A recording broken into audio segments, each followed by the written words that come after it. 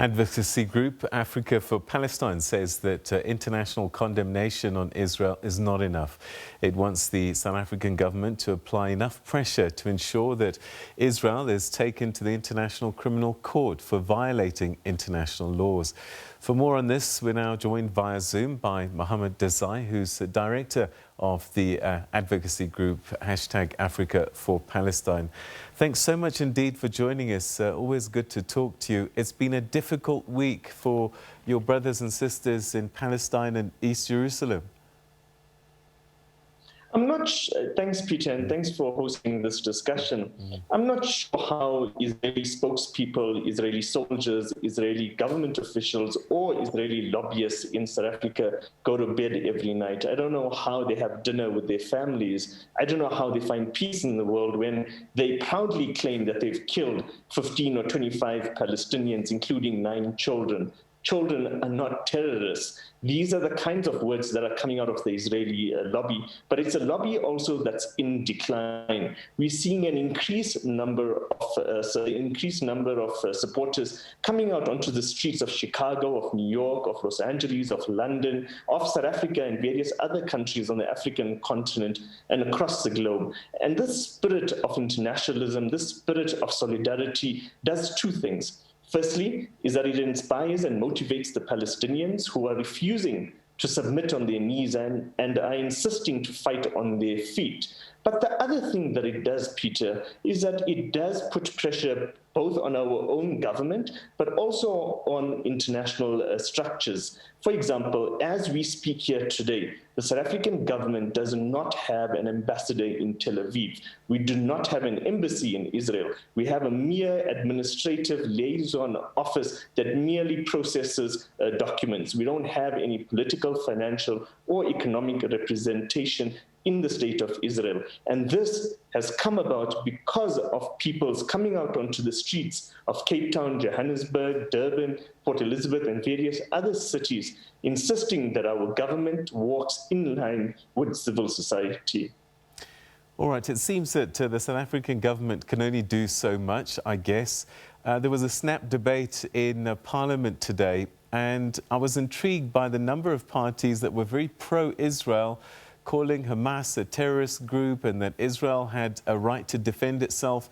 Does this make it more difficult for Parliament as a grouping when they're clearly a divided house? Well, I think that we are seeing, unlike before, we've seen massive shifts in the South African political spectrum.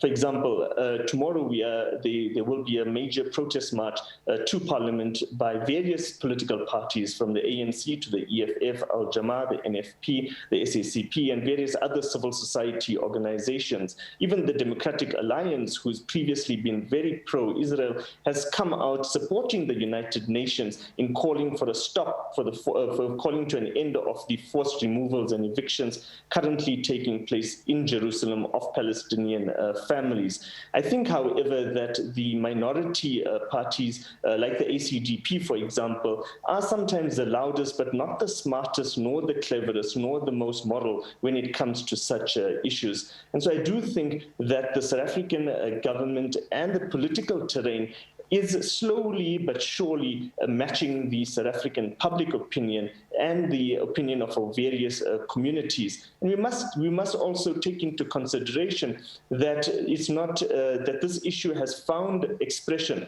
not only on university campuses or in civil society, but also in the last 2 years alone. We have the Presbyterian Church, the Methodist Church, the Anglican Church of Southern Africa, the United Congregational Church of Southern Africa, that have all adopted various boycott of Israel resolutions. We also have various academic bodies that have adopted such resolutions. So we are seeing a better alignment of South African civil society, religious-based organizations, and our own government. For as long as the United States is a big supporter of Tel Aviv, it will be difficult, I guess, to get one of your wishes, is that for South Africa to push for Israel to be taken to the ICC.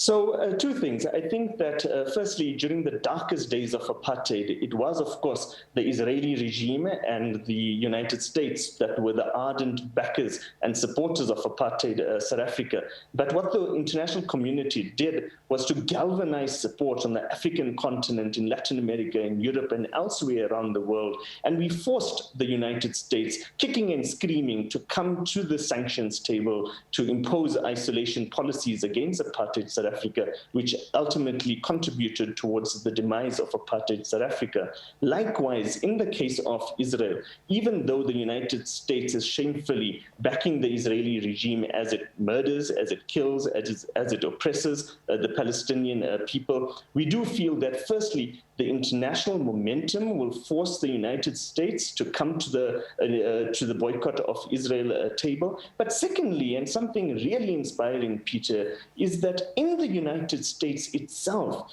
we're seeing a growing number of young Jewish students who are increasingly dissociating and distancing themselves from the Israeli regime and from what is being done in their name. This is surely going to be having an impact on U.S. Politics and U.S.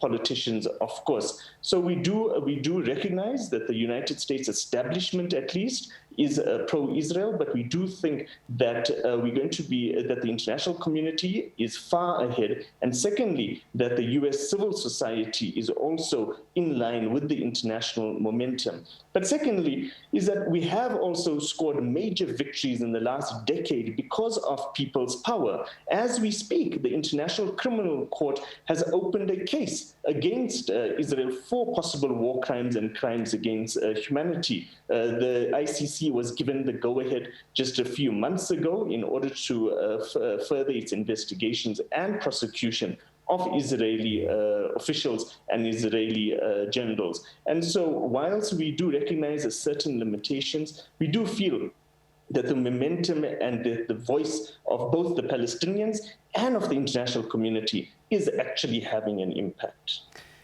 You had a good turnout today in Cape Town with this march to Parliament. Do you think that more advocacy is required even here at home to pressure our politicians? Absolutely. I don't think, unfortunately, that the South African government just woke up one day and decided to withdraw our ambassador from Israel. This was as a result of our various communities, various members of the public that have always committed themselves to international struggles, whether it's a struggle of the people of Zimbabwe, Swaziland, Western Sahara, Cuba, and of course, the issue of Palestine. I don't think that politicians just do the right thing. I think that they more often than not are forced to do the right thing. Today's pickets that took place in Sandton, in Gauteng, in the Western Cape, are just a mere warm-up. We are having a major protest tomorrow, a joint protest, as well as various other activities and actions that will be taking place in the course of the next few days. And we do hope that the South African government will firm up its position locally in South Africa, now that it has the support of both the people and of various political bodies, but also to take this matter up specifically and particularly within the United Nations. And at the UN, what civil society is calling for is for the Committee Against Apartheid to be re-established in order to investigate the crime of apartheid that has been leveled against the Israeli regime, not by Joe Soap in the street, but by major human rights organizations such as Human Rights Watch or the Israeli human rights organization B'Tselem. Is there anything else that South Africa can do to put pressure on Israel? We've downgraded the status of our diplomatic office in Israel, in Tel Aviv.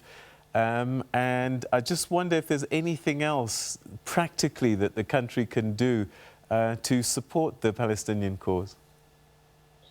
I think that the next natural step is going to be the expulsion of the Israeli ambassador from South Africa and the closure of that Israeli embassy. And just as how we celebrated the downgrading of the South African embassy in Tel Aviv, likewise, we're going to celebrate this closure of the Israeli embassy, which we are determined and confident will happen because of the kind of momentum that is growing. And I do think, Peter, that even though we're in the period of COVID-19, COVID-19, one of the advantages has been the kind of momentum and energy that we are seeing on social media.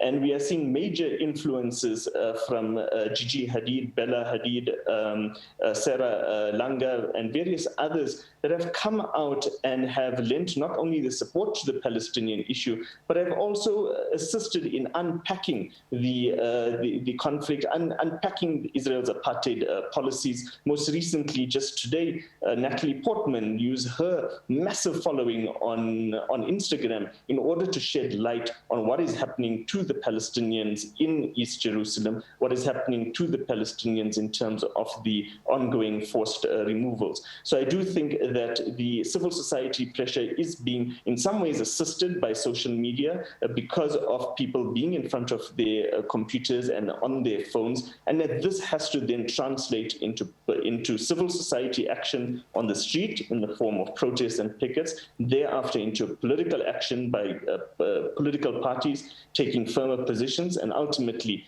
with our government doing the right thing and expelling that Israeli ambassador. Muhammed Desai, thanks very much indeed for joining us. That was Muhammed Desai, director of the advocacy group #Africa for Palestine, talking to us about some of the advocacy work that's taking place here in South Africa to pressure the government to put more pressure on Israel and perhaps even expel the Israeli ambassador to South Africa and have that embassy shut down.